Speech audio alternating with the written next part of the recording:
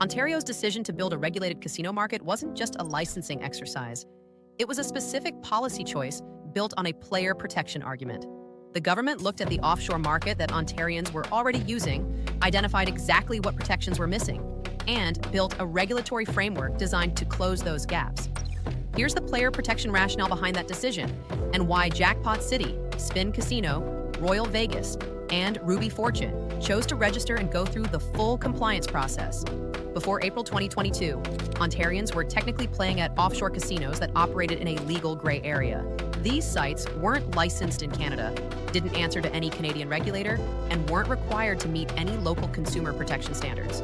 People played there because there wasn't a robust regulated alternative, not because they preferred unregulated sites. iGaming Ontario, operated under the AGCO, the Alcohol and Gaming Commission of Ontario, changed that.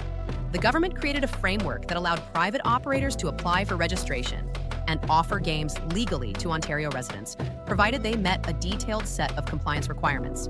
Those requirements cover everything from how player funds are held, to how disputes are resolved, to what responsible gambling tools must be available on the platform. The rationale was explicitly about player protection. When you play at a licensed Ontario casino, there's a clear regulatory body you can escalate to if something goes wrong. Dispute resolution processes are mandated. Player funds must be held separately from operating capital. Advertising standards are enforced. These aren't just nice-to-haves. They're legal obligations the operator agreed to when they registered. That's exactly why operators like Jackpot City, Spin Casino, Royal Vegas, and Ruby Fortune went through the registration process.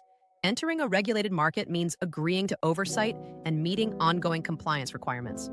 For players, it also means the casino has real accountability.